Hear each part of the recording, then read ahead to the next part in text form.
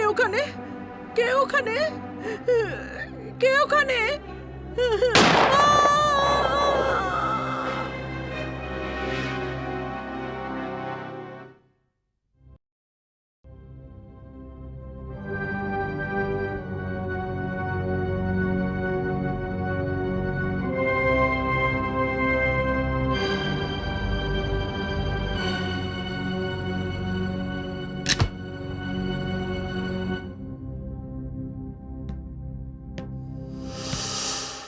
May I come in, sir?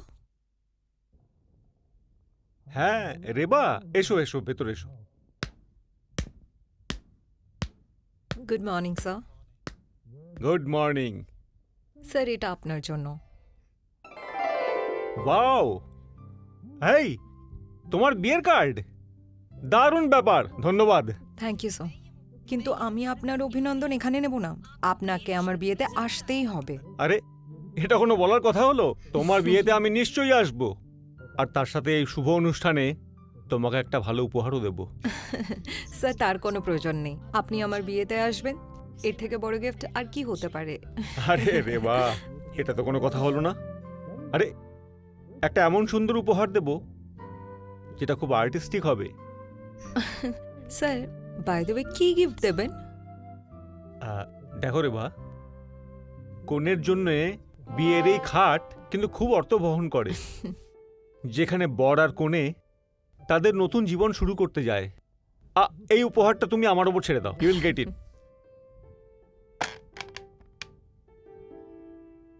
Ghanshyam, ভেতরে এসো।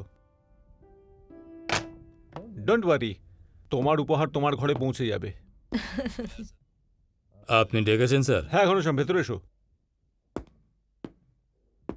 ঘনশ্যাম, ওই পালঙ্ক যেটা আছে সেটা রেবাজির ঘরে পৌঁছে দাও। আগে ওই পালঙ্কটা? কেন, তোমার কোনো আপত্তি আছে? আগে না, আপনার জিনিস আপনি যাকে ইচ্ছা দিতে পারেন, আমার কি আপত্তি থাকবে? আপনি যেমনটা বললেন তেমনটাই হবে। গুড, তুমি আসতে পারো। Thank you sir.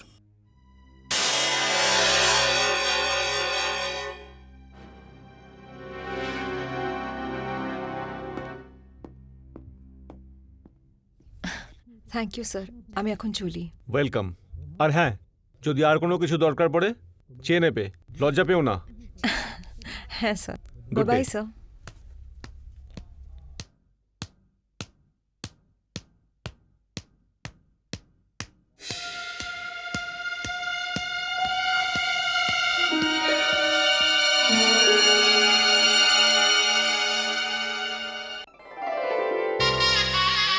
ওম স্বস্তি না ইন্দ্র বৃদ্ধশ্রবা স্বস্তি না পূষা বিশ্ববেদা স্বস্তি নস্তারস আরিষ্টানেনি স্বস্তি নো পেনস্তারিণাধাতু। ওম যজ্ঞাগ্রতো পুরা ভূদয়াতি নৈধিবম তদুষপ্রস্তাধৈধৈবৈ দূরম নভম জ্যোতিষম জ্যোতিরেখম তন্মেব নঃ শিব সংকল্পস্তু। বড়মালা নিয়ে আসুন। কন্যা এখন বরকে বড়মালা পড়াবে। সর্বমঙ্গল মঙ্গলে শিবে সর্বত্র সাধিকে শরণ্যে ত্র্যম্বকে গৌরী নারায়ণে নমস্তুতে। এবার বর কন্যাকে কন্যা মালা পড়াবে। অমদূত মৃদৃশ্য প্রস্কণ্ড ঋষিকাঠ ছন্দ ব্রহ্ম দেবতা আছে মনে মনে।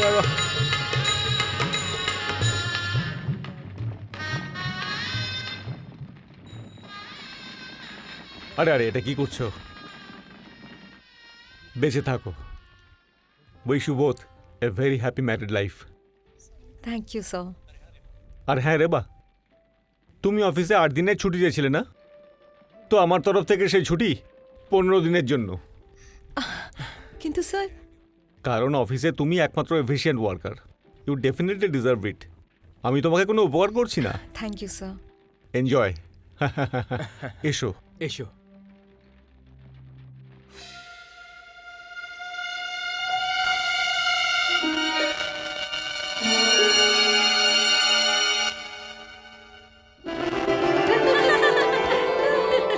আজকে রাতটা লজ্জা পেলে চলবে না।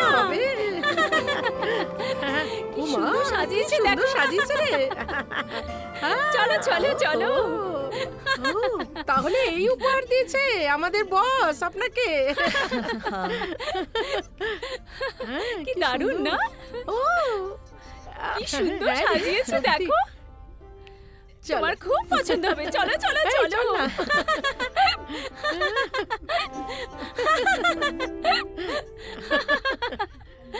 নাও বসু। এই নাও। হ্যাঁ হ্যাঁ সত্যি তো। কি সুন্দর দেখাচ্ছে। লজ্জায় মরে যাচ্ছে। এই আজকের রাতটা কিন্তু ভীষণ স্পেশাল। অনেক কিছু ডিসিশন নিতে হবে। সত্যি এতদিন বিড়াল মেরেছিস, এবার তোকে হুলো মারতে হবে। হুলো। ভয় পাস না, সাহসের সাথে কাজটা করবি। আজকের রাতটা যদি জিতে যাস না, তাহলে সারা জীবনও তোর গোলামি করবে। তোর সামনে কি হবে? দেখিস, ঘাবড়ে যাস না, একদম শক্ত হয়ে মোকাবিলা করবি। চল চল চল চল, আসছে ও। হ্যাঁ চল না। হ্যাঁ চলো, ভালো করে আনন্দ করো।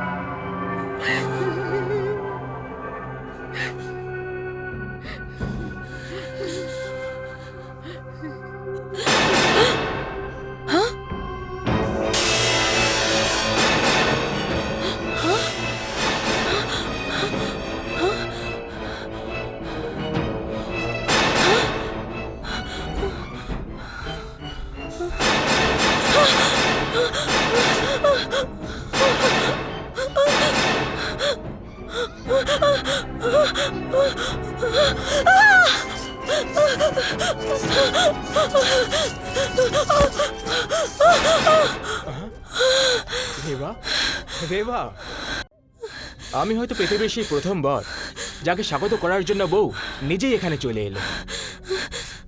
এই এই কি হয়েছে? তোমার শরীর ঠিক আছে তো? হুম?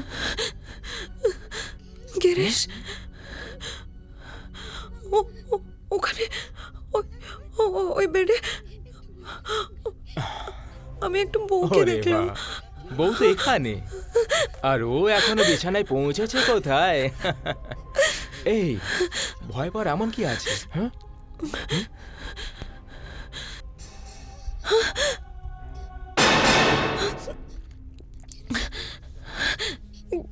গিরিশ, আমি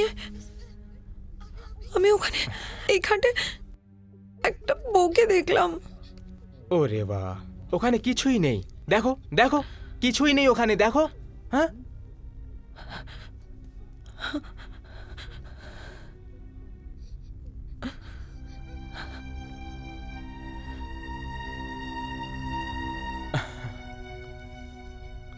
আসুন, একটু এখানে আসবেন আপনি?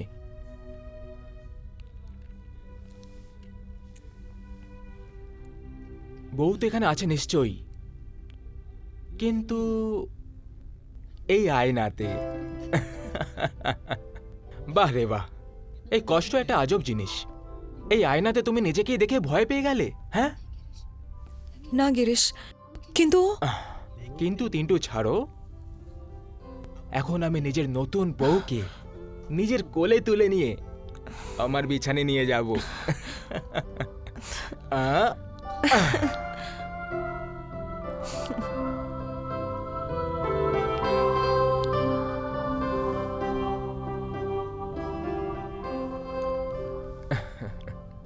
কি রেবা, নিয়মটা হলো যখন স্বামী ঘরেতে আসে তখন বউ মাথায় ঘোমটা ঢেকে রাখে, আর বর খুব ভালোবেসে বউয়ের ঘোমটাটা তুলে দেয়। এখন এই নিয়মটা পুরো করতে তোমার মাথায় ঘোমটা দিয়ে দাও, আমি আবার দরজা থেকে আসছি। হ্যাঁ,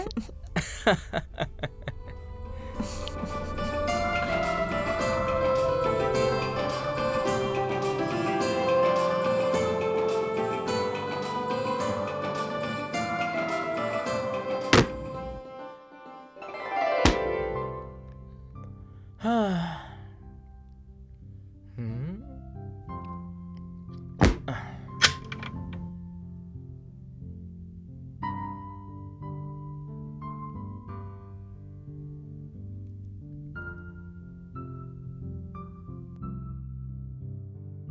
এবার আমি আমার চাঁদকে গভীর মেঘ থেকে বেরোতে দেখব।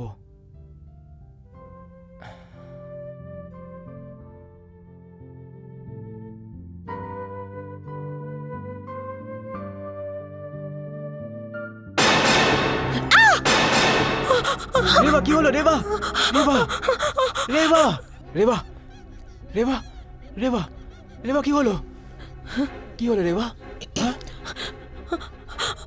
আমি কি? আমি ও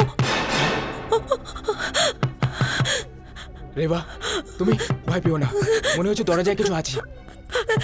না গিরিশ, আমি দেখে আসি, তুমি তোমার যেও না। কিছু হবে না রেবা, প্লিজ না, প্লিজ রেবা। তুমি যেও না।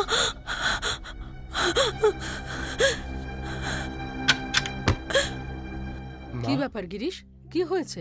বৌমা কেন চিৎকার করছে? জানি না মা, জানি না, যেন ও যেন ভয় পেয়ে গেল। ভয় পেয়েছে? হ্যাঁ মা,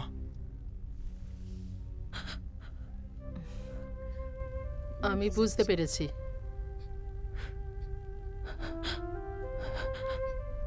এই বিয়ের সব রীতিনীতি, সাত পাকে ঘোরা, যজ্ঞের সামনে বসে থাকা, অনেক রাত না ঘুমানো, আর বিদায়ের সময় কেঁদে কেঁদে একদম বেহুশ হয়ে যাওয়া, এই সব ব্যাপারগুলো বউরা ক্লান্ত হয়ে যায়। বৌমার কিচ্ছু হয়নি রে, নতুন পরিবেশে একটু ভয় লাগে আর মনটাও অস্থির হয়ে যায়। বৌমা, তোমার একটা খুব আরামের প্রয়োজন, একদম আরাম করো। তুমি এসো আমার সঙ্গে, এসো মা, আস্তে।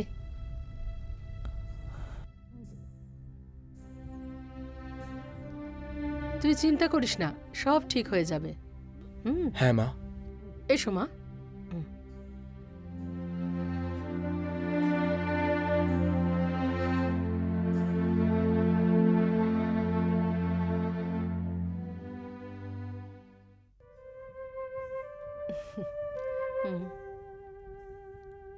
সাবধানে।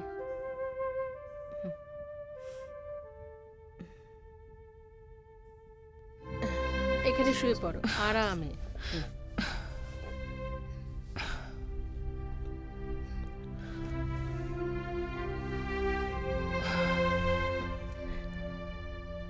একদম চিন্তা করবে না, আমি এখানে আছি, তোমার সঙ্গে আছি আমি।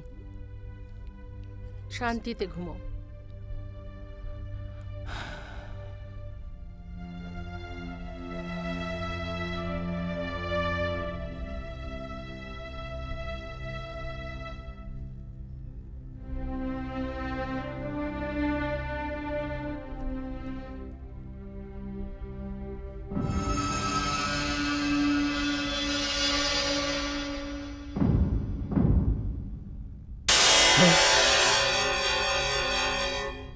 রেবা, রেবা, তোমার শরীর এখন কেমন? গিরিশ,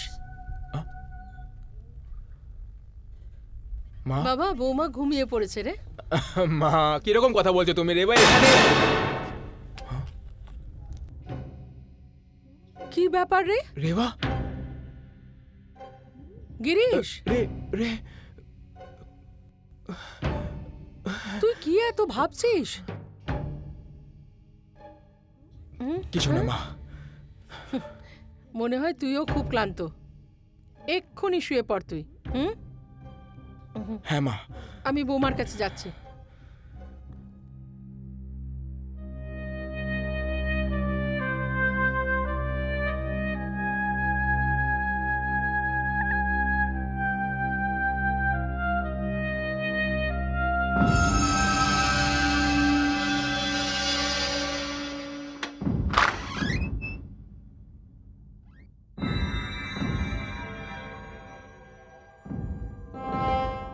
আরে বৌমা, তুমি? গুড মর্নিং শাশুড়ি মা। এসব তুমি কি করেছো? কেন মা, আমার থেকে ভুল হয়ে গেছে? ভুল?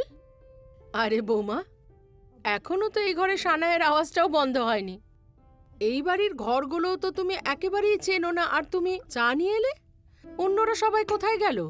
মা, আমার কথা চিন্তা করতে করতে আপনি সারা রাত ঘুমাননি। এবার আমি আপনার সেবা করব। কিন্তু বৌমা। চিনি কতটা? 1 চামচ।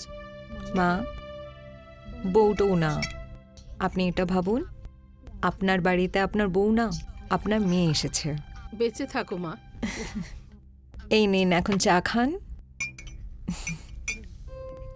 আমি ওকে চা দিয়ে আসছি।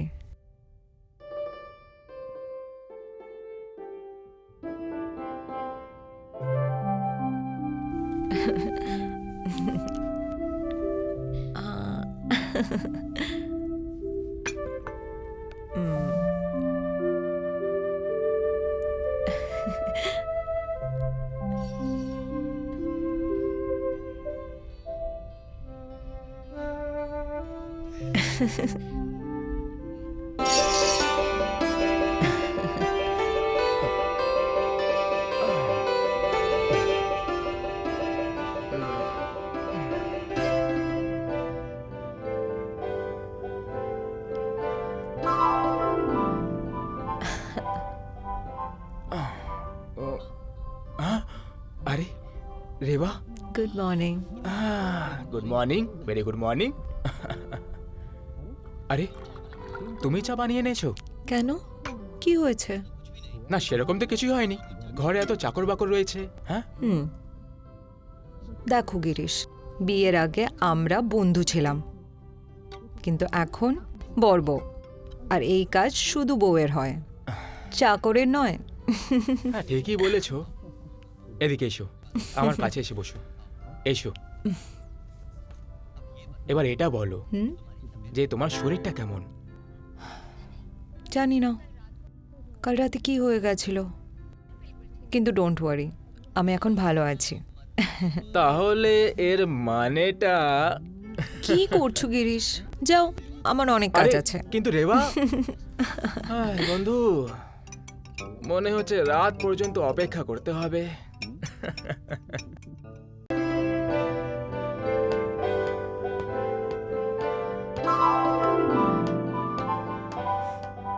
মা, বেঁচে থাকো মা।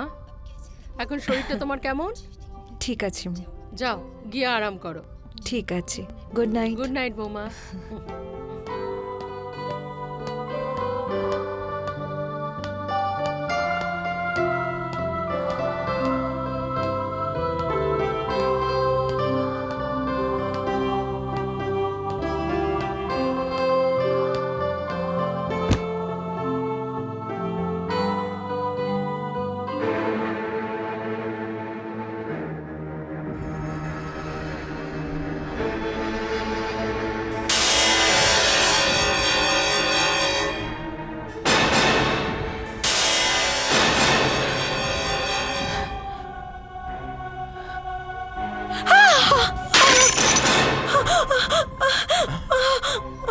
রেবা, রেবা, রেবা, রেবা, রেবা, কি হলো?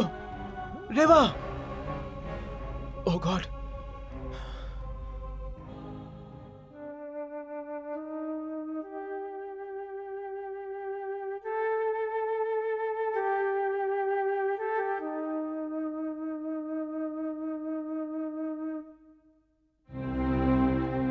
তোর সাথে তো মনে হচ্ছে একটা অন্যায় হয়ে গেল।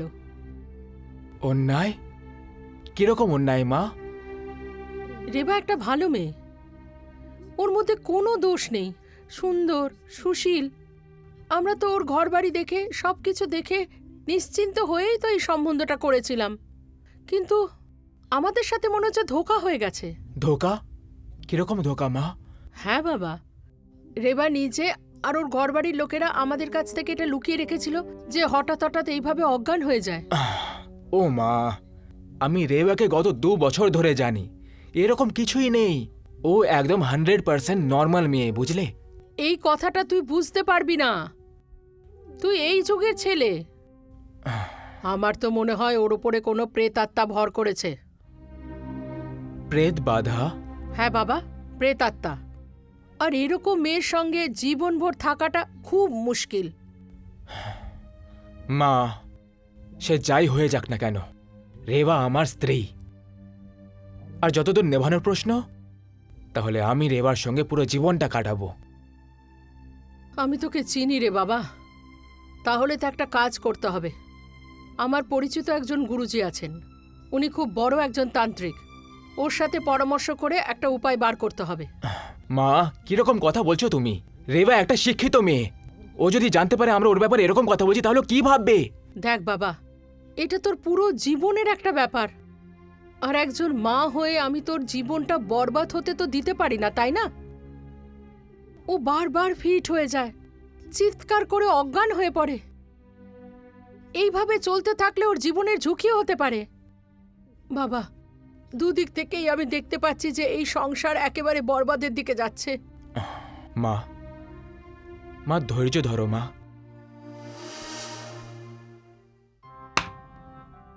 হ্যাঁ, প্রেতাত্মা। আর এরকম একটা মেয়ের সাথে জীবন কাটানোটা খুব মুশকিল হয়ে যাবে। এটা তোর জীবনের প্রশ্ন রে। আর একজন মা হয়ে নিজের ছেলের জীবনটা এভাবে বরবাদ হতে দিতে পারি না আমি। বাবা, দুদিক থেকেই এই সংসার বরবাদের দিকে যাচ্ছে, এটা আমি দেখতে পাচ্ছি।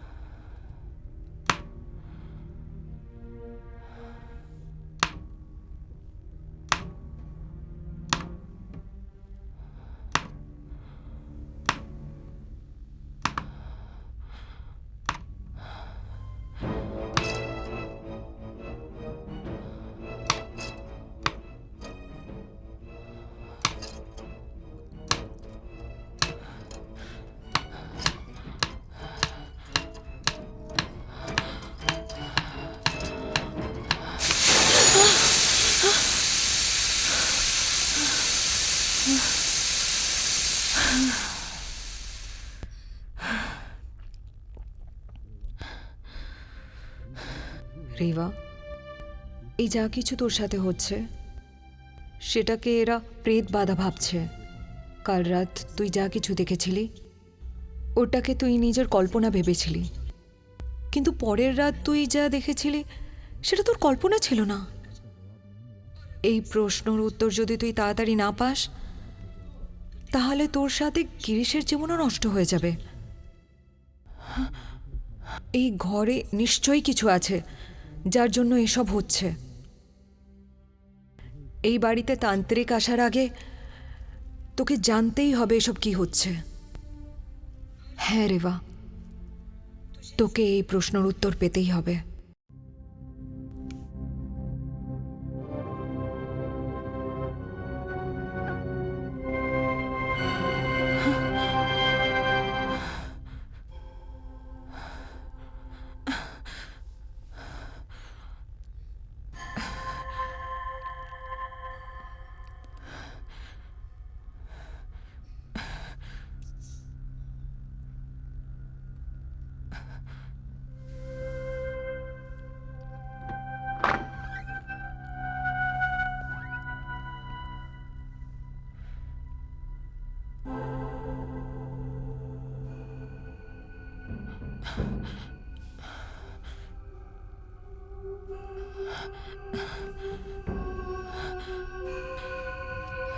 কে তুমি? আমার সামনে আসো। কি চাও? আমি তোমার কি ক্ষতি করেছি? সামনে আসো।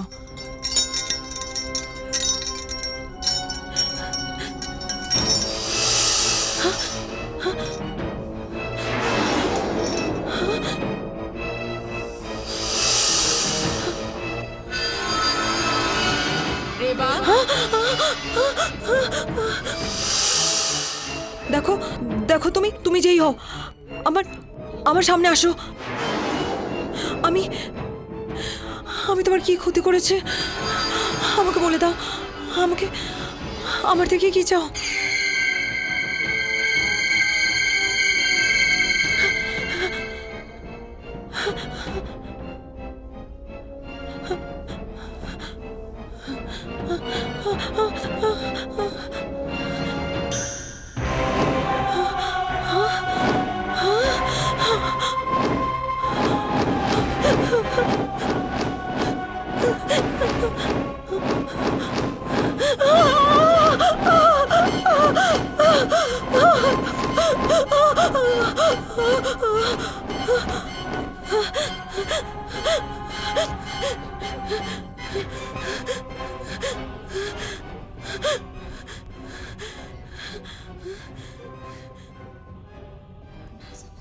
আমি বুঝে গেছি, এই এই যা কিছু হচ্ছে এই এই খাটের জন্য হচ্ছে। আমি তোমাকে এমন একটা উপহার দেব যেটা খুব সুন্দর তো হবেই, তার সাথে আর্টিস্টিকও। দেখো রেবা, পাত্রের জন্য পালঙ্কের সেট খুবই গুরুত্বপূর্ণ, যেখানে বর এবং কনে দুজনেই তাদের নতুন জীবন শুরু করে। তোমার উপহার তোমার কাছে পৌঁছে যাবে।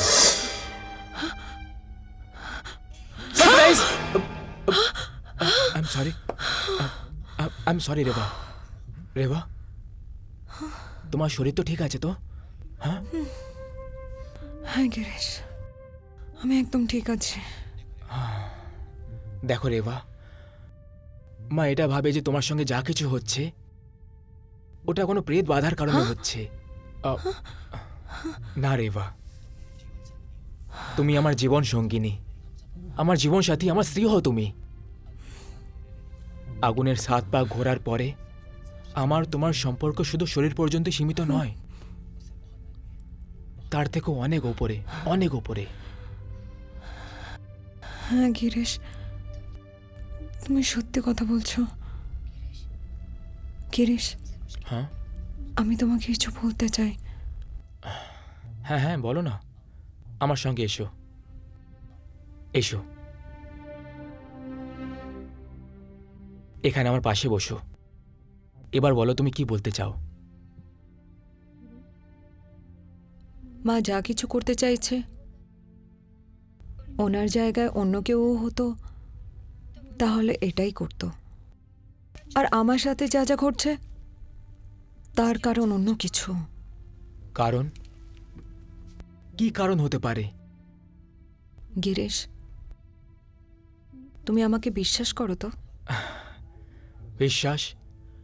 আমার থেকেও বেশি বিশ্বাস করি আমার রেবার ওপরে। তাহলে আমার কথায়ও বিশ্বাস করো। আমি জানি বিয়ের 7 পাকের পর যেই রাত আসে সেটাকে কাল রাত্রি বলে। আমাদের জীবনে রাতটা তো এসেছে, কিন্তু আমাদের মিলনের ওই রাতের মাঝখানে একটা প্রশ্ন আছে। আমি যতদিন না ওই প্রশ্নের উত্তর পেয়ে যাচ্ছি, আমাদের দুজনকে অপেক্ষা করতে হবে গিরিশ। অপেক্ষা? কিন্তু গিরিশ, এই যা কিছু হচ্ছে ওর কারণ, ওর সত্য খুব তাড়াতাড়ি তোমার সামনে এসে যাবে। শুধু এইটুকু জেনে রাখো যে আমি খুব ভালো আছি, আর আমার উপর বিশ্বাস করো গিরিশ। হ্যাঁ রেবা, তোমার উপর আমার বিশ্বাস রয়েছে, পুরো বিশ্বাস রয়েছে। Thank you Girish.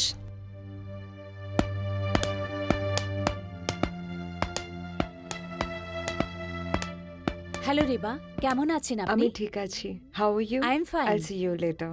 Okay, by.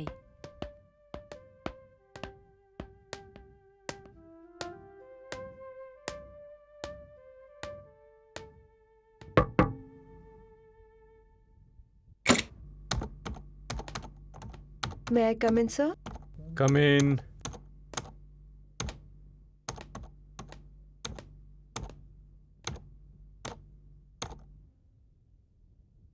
আরে রেবা, তুমি?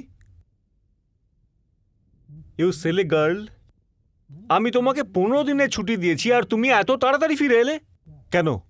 গিরিশের সাথে কোনো ঝামেলা হয়েছে কি? না স্যার, এমন কিছু হয়নি। সব কিছু ঠিকঠাক আছে।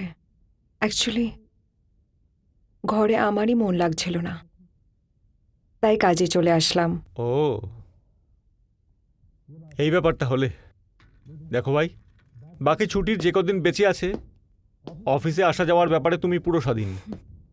মানে হলো যখন খুশি আসো, যখন খুশি চলে যাও। ওকে হ্যাঁ স্যার।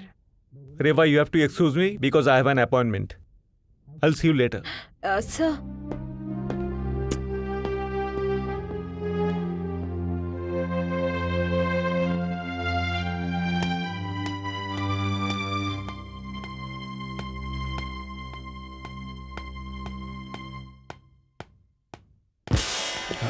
আরে ঘনশ্যাম মশাই, আরে রেবা, তুমি হ্যাঁ অ্যাকচুয়ালি আমি আপনার সাথেই দেখা করতে আসছিলাম।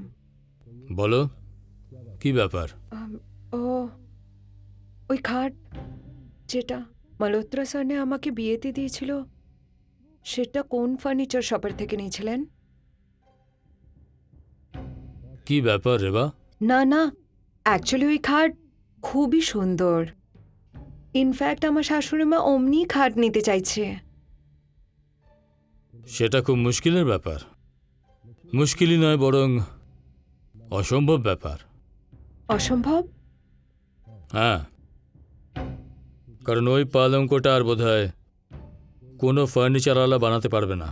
কেন? এমন কি আছে? রেবা, ওই পালঙ্কটা কমলা প্যালেস থেকে এসেছিল।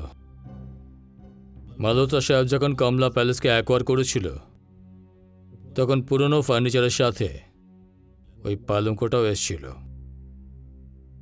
কার্ডটা মালহোত্রা সাহেব নিজের কাছেই রাখতে চেয়েছিল, কিন্তু যখন উনি আপনার বিয়ের ব্যাপারে জানতে পারলেন, তখন ওই কার্ডটা উনি আপনাকে দিয়ে দিল উপহার হিসেবে।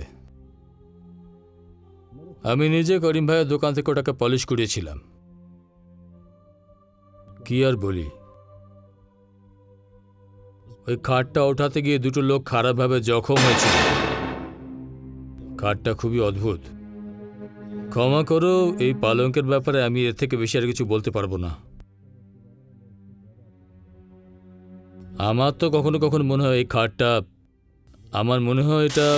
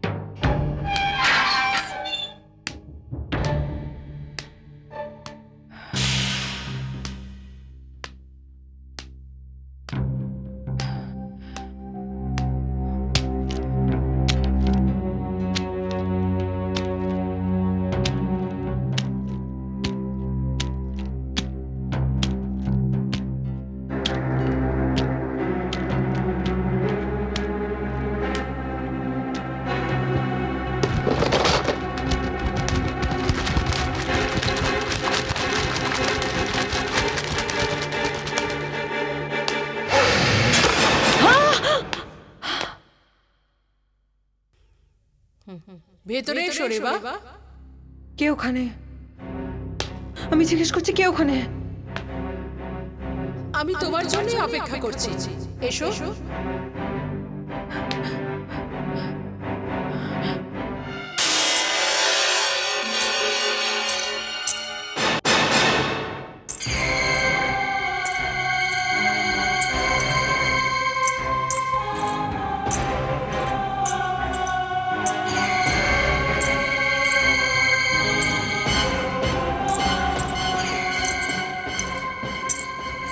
এসো এসো আমার সঙ্গে।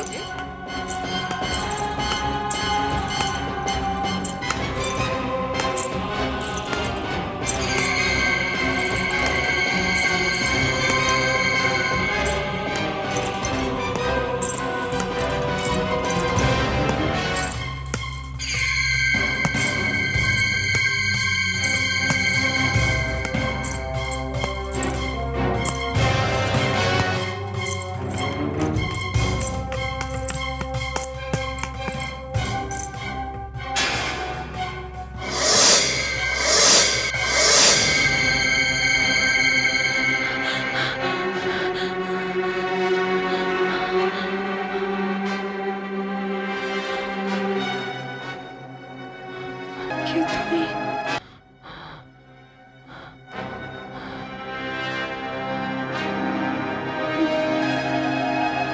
কে তুমি?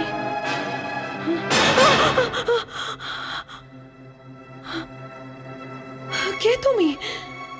আমি হলাম সেই যাকে তুমি আগেও দেখেছো। আমার নাম রূপালী। রূপালী? হ্যাঁ রেবা, আমি রূপালী। আর আমি তোমার কাছে খুব কৃতজ্ঞ যে তুমি এখানে এসেছো। আসলে কোনো মেয়ে এই সাহসটা দেখায় না। আমি তো এই খাটের ঘটনা শোনার জন্য এসেছি। আমার মনে হয় এটাই ওই জায়গা যেখানে ওই খাটের রহস্য লুকিয়ে আছে। হ্যাঁ রেবা, আর ওই রহস্য থেকে পর্দা ওঠানোর জন্য আমি তোমাকে বেছেছি। এই যে হাভেলিটা তুমি যেটা ধ্বংসাবশেষ দেখছো, কোনো এককালে এটাকে কমলা প্যালেস বলে লোকে জানতো। সঞ্জয় মালহোত্রার ঠাকুরদা এটা বানিয়েছিলেন।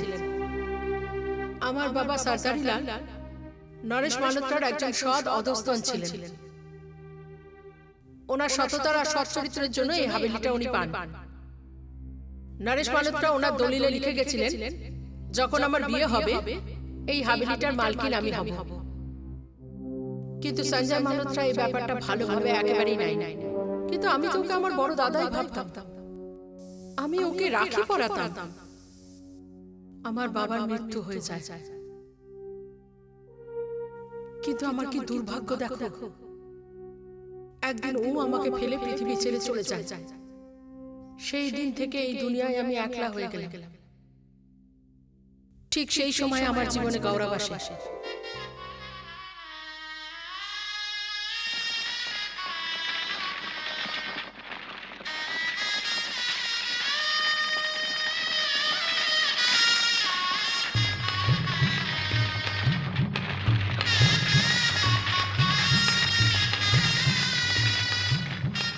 বেঁচে থাকো, বেঁচে থাকো, খুশি থাকো।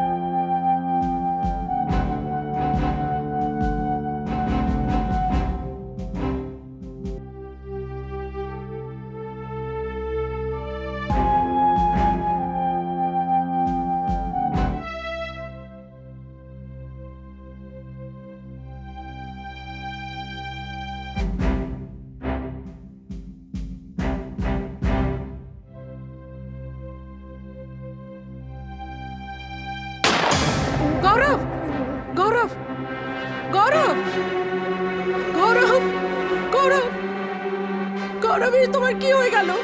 গৌরব গৌরব গৌরব, কে ওখানে? কে ওখানে? কে ওখানে? আমি জিজ্ঞেস করছি, কে ওখানে?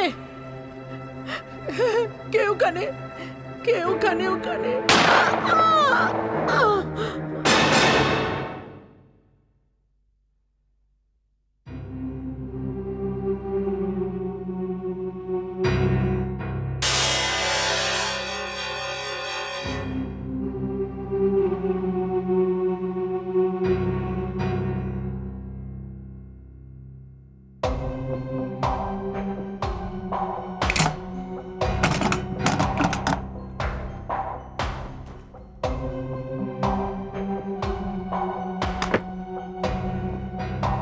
আমি তো ভাবতেও পারি যে সঞ্জয় মালহোত্রা, যাকে আমি নিজের ভাই ভাবতাম, ও আমাকে আর আমার স্বামীকে এইভাবে মেরে ফেলবে। ওর কিসের অভাব ছিল?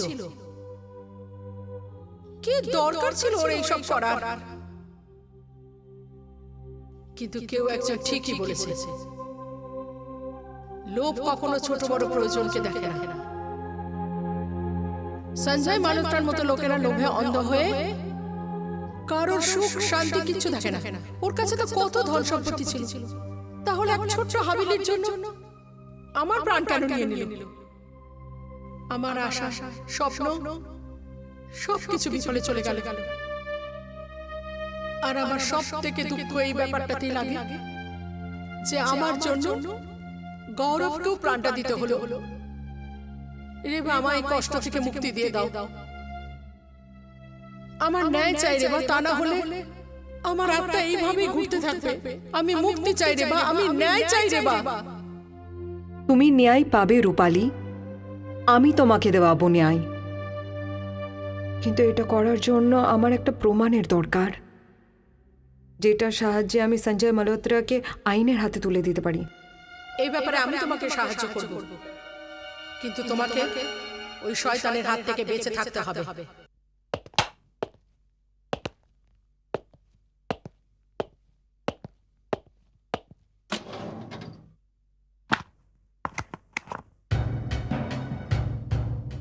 ও মাই গড,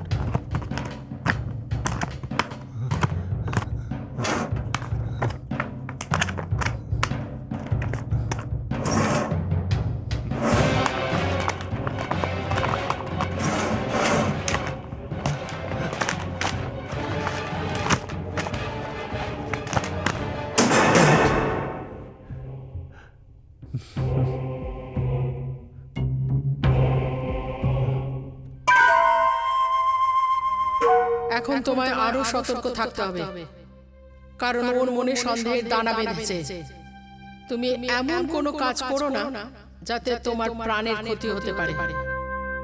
কিন্তু আমি কমলা প্যালেসের ফাইল অফিসের থেকে ঘরে নিয়ে এসেছি, আর ওটা ফেরত রাখতে ভুলে গেছি। আমি যাচ্ছি। শোনো, আরো একটা দরকারি কাজ তোমাকে করতে হবে। হুম, কি কাজ? ওই দলিলটা আসলে তোমায় সিন্ধুক থেকে বার করতে হবে। হুম, ঠিক আছে।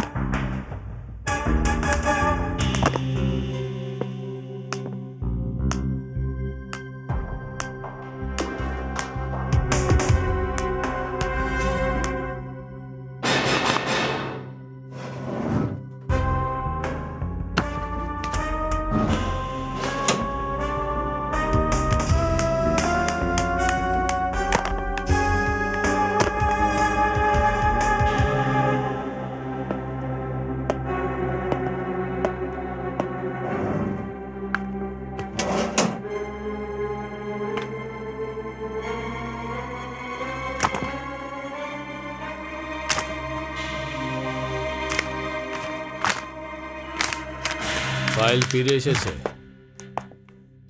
কিন্তু পুরো নেই, কিছু মিসিং আছে স্যার।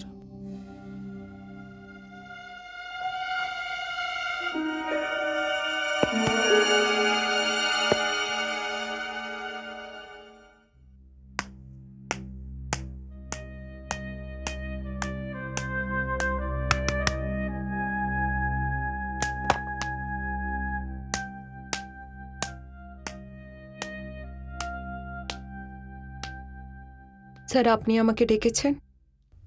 রেবা, এই ফাইলটায় ফটো ছিল, কোথায় সেটা? স্যার, এই ফাইলের ব্যাপারে আমি কিছুই জানি না, আপনিও জানেন।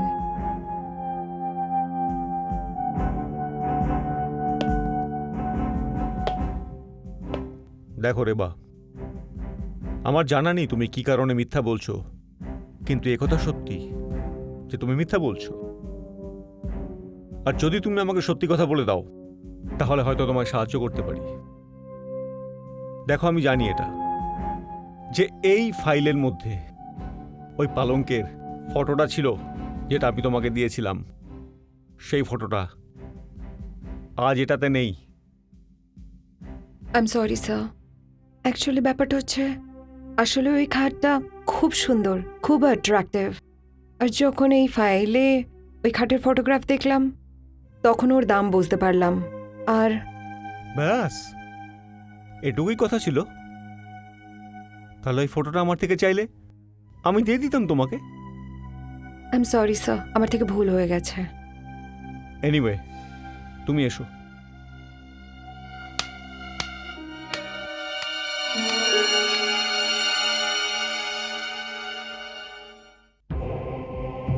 কেন সাহেব, অনেকদিন পর আমাদের কথা মনে পড়লো। আর একবার তোমাদের ডাকার প্রয়োজন হলো, আর এবারেও একটা মহিলাই আমার রাস্তার কাঁটা হয়ে দাঁড়ালো। হুকুম করুন সাহেব। আপনি তো জানেন আমরা আমাদের কাজ কত সাবধানে করি।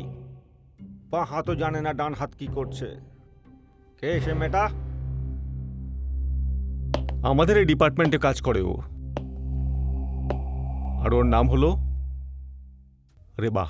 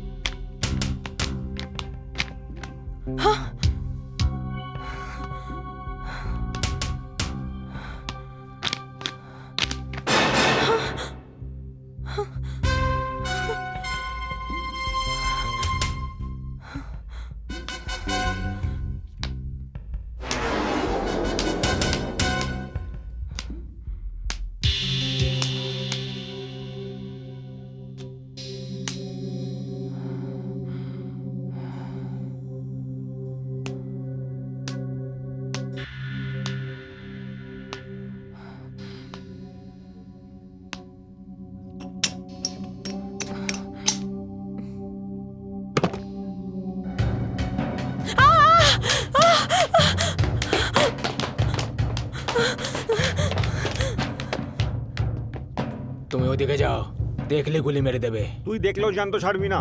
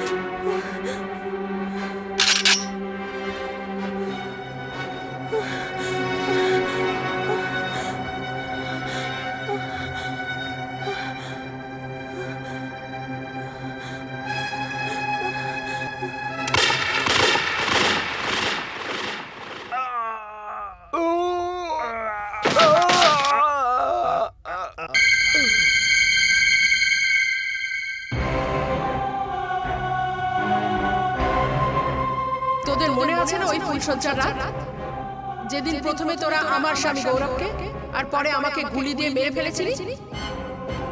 আজকে তোরা আবার সেই ঘৃণ্য অপরাধটা করতে যাচ্ছিলি, কিন্তু আসলে তোরা বুঝতে পারিসনি যে মৃত্যু তোদের জন্য অপেক্ষা করছে, আর তোদের আজকের এই অবস্থার জন্য দায়ী হচ্ছে সঞ্জয় মালহোত্রা।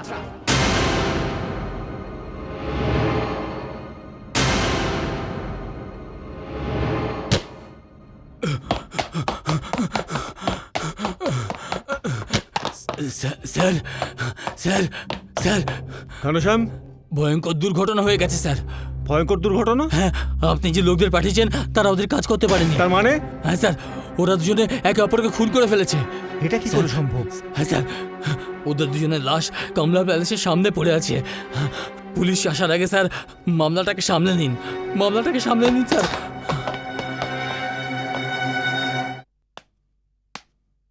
মে I come in sir? Reba, তুমি এসো এসো, ভেতরে চলে এসো।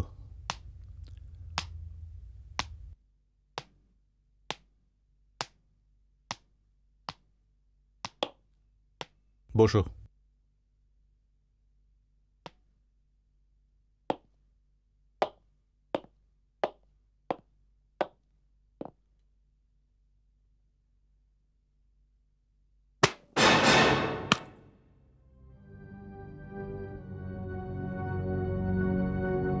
স্যার, এটা কি করছেন আপনি?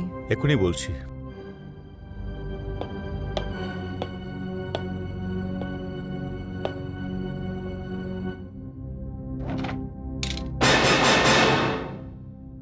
স্যার, আপনি কি করছেন?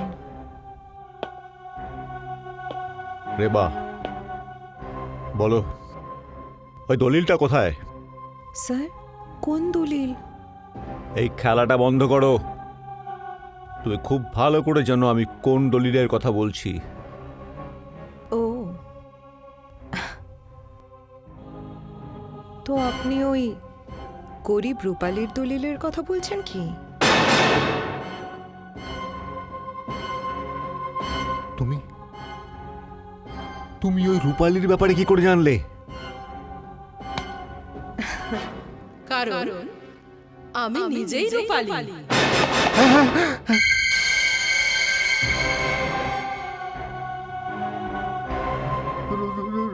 রূপালী? এই কি করে সম্ভব? কিভাবে সম্ভব হয়েছে?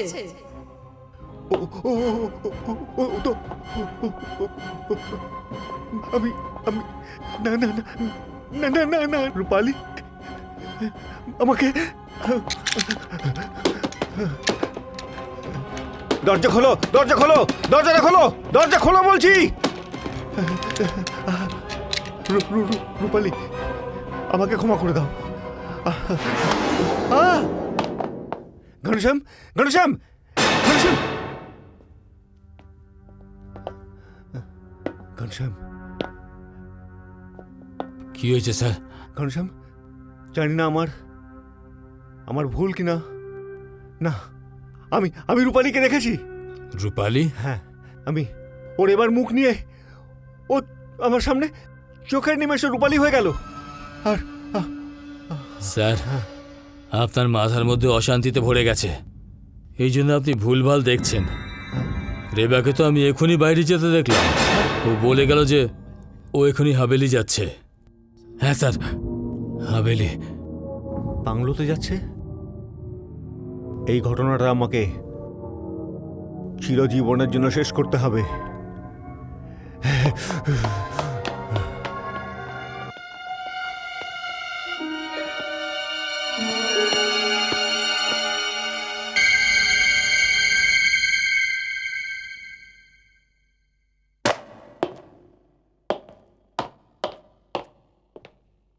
রেবা, রেবা,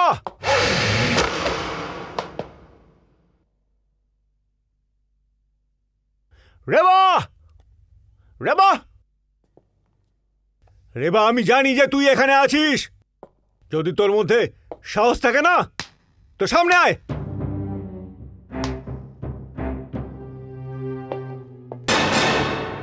তুই আমাকে অনেক বাজে ঝামেলায় ফাঁসিয়ে রেখেছিস, কিন্তু ওই দলিলটা দে আমাকে। ওই দলিলটা তো আমার কাছে, যেটা আপনাকে কোনো মতেই দেব না মিস্টার সঞ্জয় মালহোত্রা। ওই দলিলটা আমি পুলিশকে দিয়ে দেব, যাতে তোমার অপরাধ সবার সামনে চলে আসবে। আর হ্যাঁ, তার সাথে সাথে এটাও প্রমাণ হয়ে যাবে যে তুমি রূপালী আর গৌরবের খুন করেছো। তো তুই এই প্রতিদান দিবি আমার উপকারের বিনিময়ে? উপকার?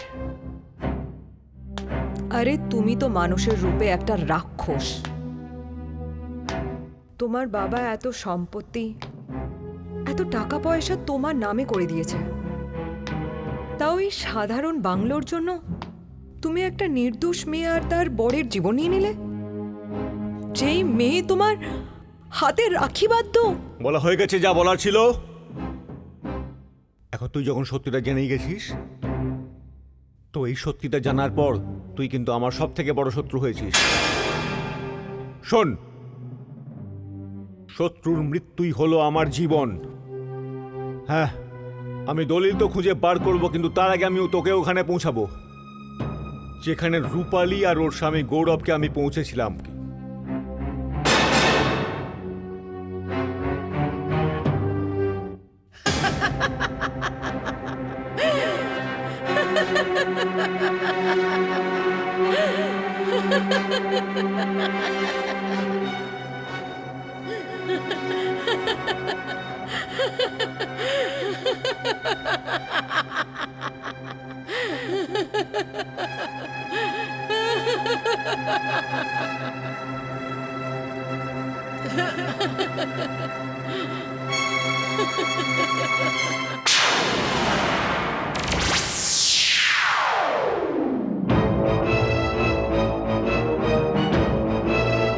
রূপালী, রূপালী তুমি?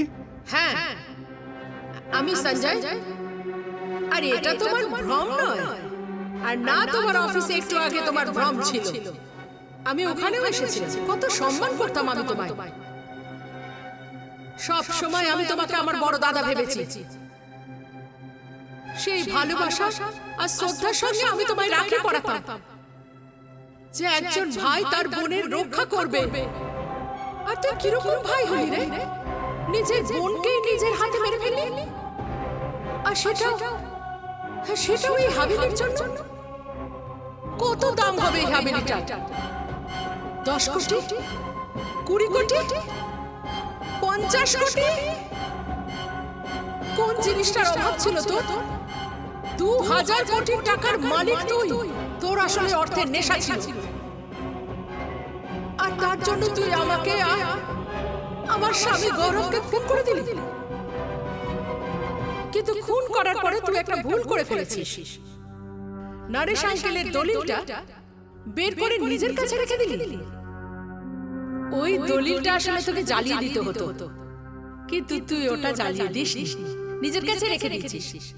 ঠিক ওই পাপী রাবণের মতো, যে মহাকালকে নিজের হাতে মুঠোয় রেখেছিল।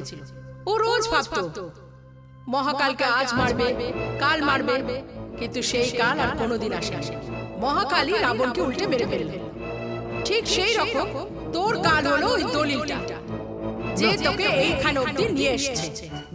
যখন আমি বেঁচে ছিলাম তখন আমি দুর্বল ছিলাম, কিচ্ছু করতে পারিনি তোর। কিন্তু এখন আমি একটা আত্মা, যা চাই তাই করতে পারি। রূপালী, রূপালী, আমাকে ক্ষমা করে দাও। হয়তো আমি আমার খুন তোরকে মাফ করে দিতাম, কিন্তু তুই আমার সহজ সরল গৌরবকেও মেরে ফেলেছিস। ও তোর কি ক্ষতি করেছিল? সেই জন্য এখন তোরও বেঁচে থাকার কোনো অধিকার নেই। তোকে মারার পরই আমার আত্মা শান্তি পাবে, আর আমি মুক্তি পেয়ে যাব। আমাকে ক্ষমা করে দাও রেবা। একে বলো না, একে বলো না রেবা যে আমাকে ক্ষমা করে দেয়। রূপালী, আমার ভুল হয়ে গেছে, বোঝাও না ওকে। রূপালী, আমি তোকে ভয় পাই না, কিন্তু বন্দুক দেখেছিস ওর কানের গোড়ায়, আর এই আঙুল ট্রিগারে আছে। তুই এখান থেকে চলে যা, নাহলে আমি ওকে তোর সাথে টেনে নিয়ে ওই দলিলটা বার করব কিন্তু, আর ওরও সেই একই হাল করব যা তোকে করেছিলাম।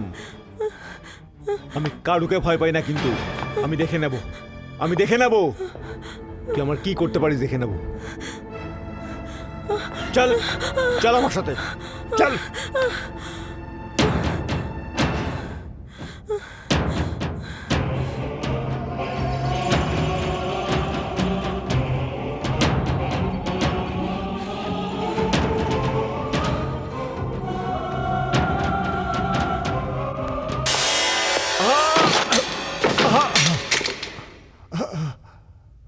এত বড় একটা অপরাধ করার পরেও আবার একটা ঘৃণ্য অপরাধ করতে যাচ্ছিলি তুই? এইটা ভেবে যে কানুন তোকে কোনো সাজা দিতে পারবে না।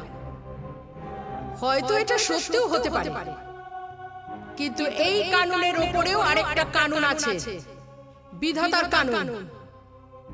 তার হাত থেকে কেউ বাঁচতে পারে না। ক্ষমা করে দাও রূপালী, আমি একজন দোষী, আমি একজন অপরাধী, আমি সত্যি পাপী। রূপালী, আমাকে আমাকে আমাকে ক্ষমা করে দাও প্লিজ, প্লিজ। এই এই এই একে একে আটকাও, থামাও থামাও থামাও। আমি রূপালী, আমার রূপালী, একে থামাও, একে থামাও, একে থামাও। আমি তোমার ভাই। ভাই, সব শক্তিশালী অপরাধী যখন অসহায় হয়ে যায়, অন্যের জীবন নিয়ে নেওয়ার পাপীর যখন নিজের জীবন দিতে হয়, তখন ও ভীতু হয়ে যায়। ঠিক তোর মতো সঞ্জয়, তোর মতো। আমি আমি আমি আমি ওকে ওকে ওকে থামাও।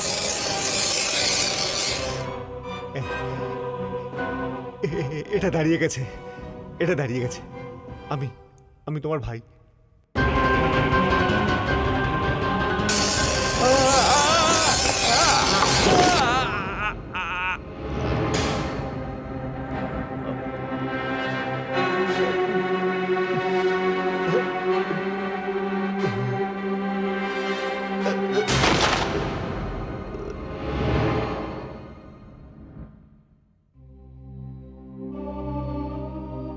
তোমার কাছে আমি খুব কৃতজ্ঞ রেবা। তোমার জন্যই আমি এই বন্ধন থেকে মুক্ত হতে পেলাম। আমি ক্ষমা চাচ্ছি রেবা, কারণ আমার জন্য তুমি এখনো পর্যন্ত ফুলশয্যার রাত কাটাতে পারোনি।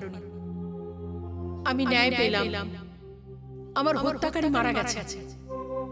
এখন আমি নিজেকে এই পালঙ্ক থেকে মুক্ত করছি, আর ঈশ্বরের কাছে প্রার্থনা করছি তোমার বৈবাহিক জীবন মঙ্গলময় হোক। আমি তোমায় তোমার বিয়ে আর ফুলশয্যার রাতের জন্য শুভকামনা জানাচ্ছি। সব সময় সুখী থেকো রেবা, সব সময় সুখী থেকো।